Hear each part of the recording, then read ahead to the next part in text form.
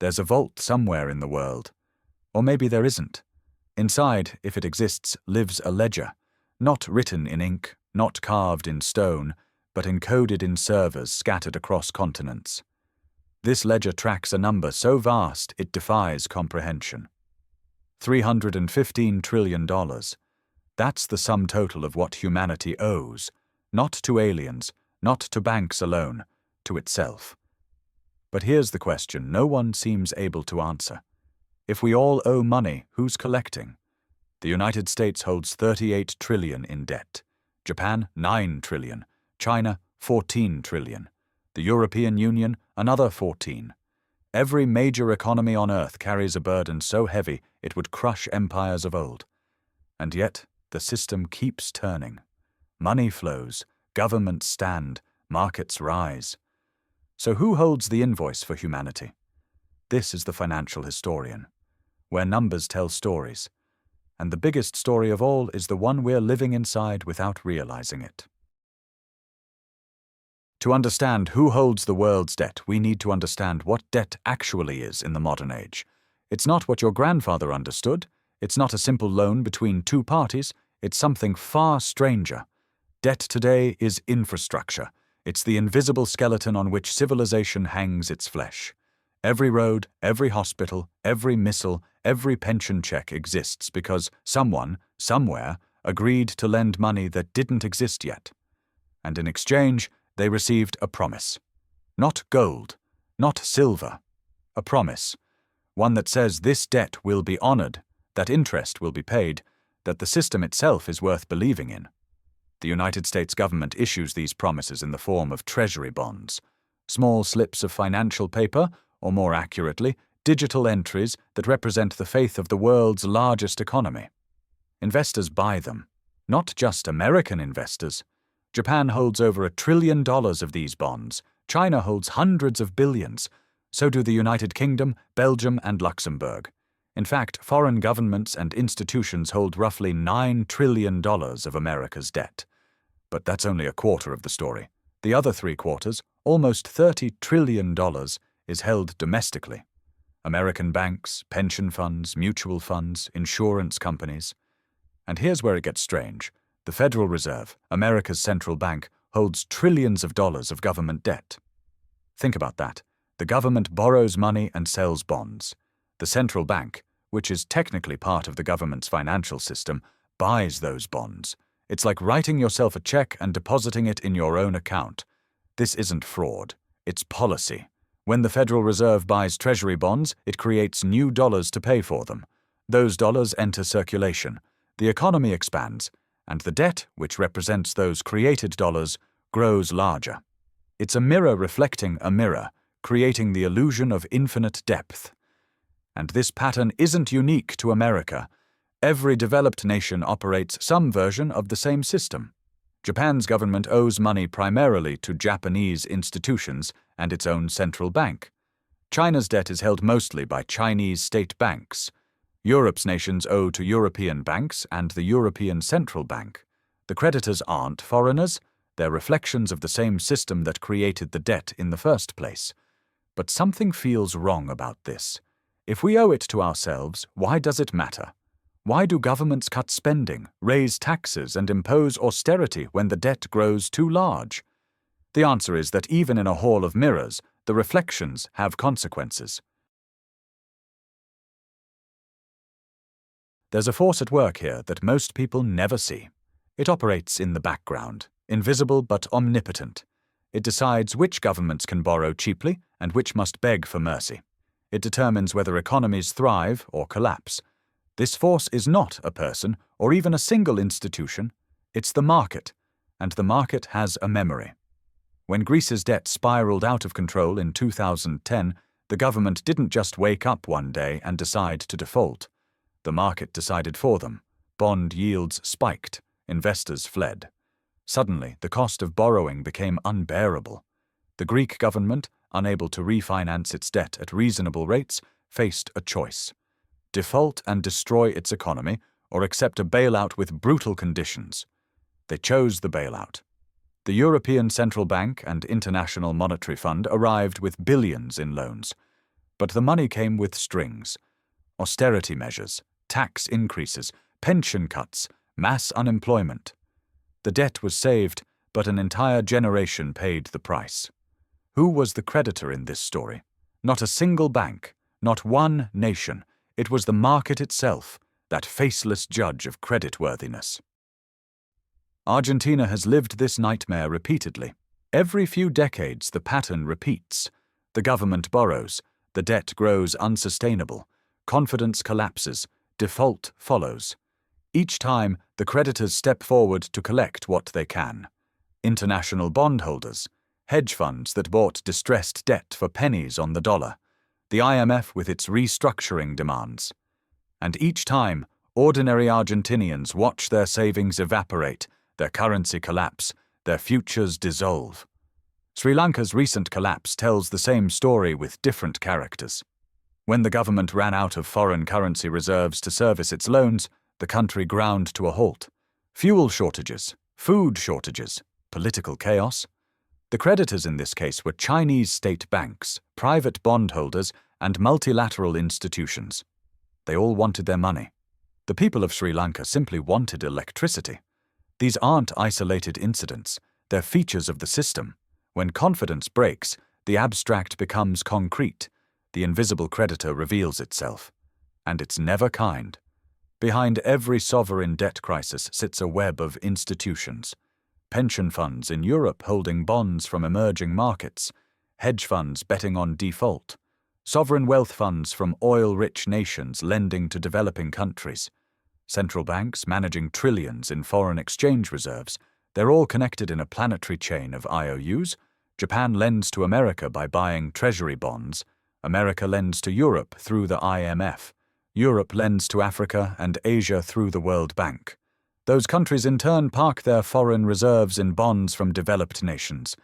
It's a circle with no beginning and no end, a perpetual motion machine built entirely on promises. But here's where the tension rises. What happens when those promises start to ring hollow? When the numbers grow so large they stop making sense? When $1 trillion becomes just another word? There's a secret at the heart of the global financial system. One that governments don't advertise, but everyone in finance understands. The debt isn't meant to be repaid. Not now. Not ever. This isn't corruption or conspiracy. It's design. When you or I take out a mortgage, we plan to pay it off over 30 years. When a business borrows money, it's expected to repay the principal plus interest. But governments operate under different rules. They don't pay off debt. They roll it over. When a bond matures, they issue a new bond to pay off the old one. The debt never disappears. It just transforms, gets refinanced, renamed, renewed. The United States will never pay off its $38 trillion debt. Japan will never clear its $9 trillion.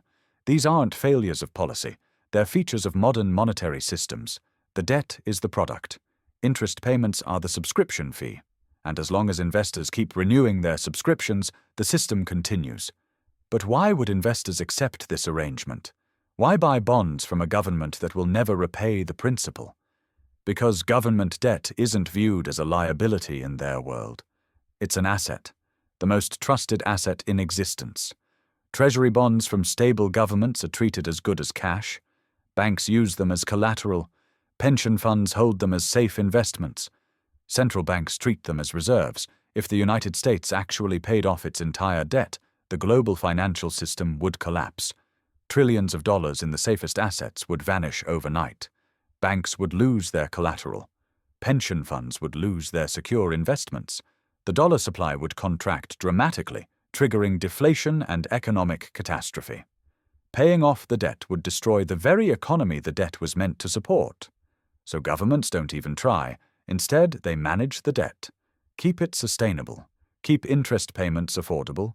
Keep investors believing that the system is sound. Because once that belief wavers, once confidence cracks, the numbers become irrelevant. Greece had manageable debt until the market decided it didn't. Argentina's debt seemed sustainable until it wasn't. The line between solvency and crisis isn't drawn by accountants, it's drawn by psychology. And here's the twist that changes everything. When we ask who holds the world's debt, we're asking the wrong question. The debt isn't held by anyone. It's held by everyone. Every pension fund manager in California is a creditor. Every Chinese central banker holding treasury bonds is a creditor. Every European insurance company with sovereign bonds in its portfolio is a creditor.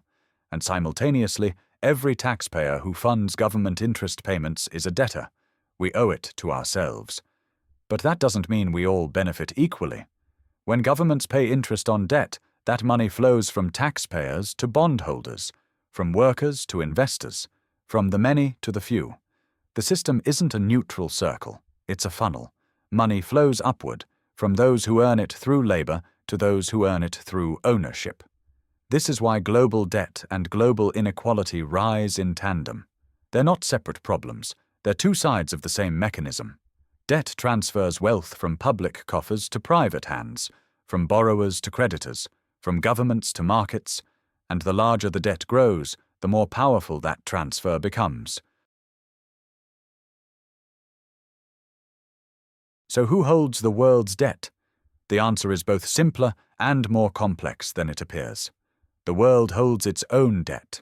Every nation is simultaneously creditor and debtor. Every bank both lends and borrows. Every pension fund, every insurance company, every central bank participates in this planetary exchange of promises. But the distribution isn't equal. Some hold more than others. Some benefit more than others. When Japan holds $1 trillion in U.S. Treasury bonds, that represents American debt and Japanese assets. When the Federal Reserve holds trillions in government bonds, that represents debt owed to a quasi-governmental institution that creates money to buy that debt. When BlackRock or Vanguard hold billions in sovereign bonds, that represents debt owed to institutional investors managing retirement savings for millions of people. The creditor isn't a single entity. It's a network, a web of interconnected institutions spanning the globe.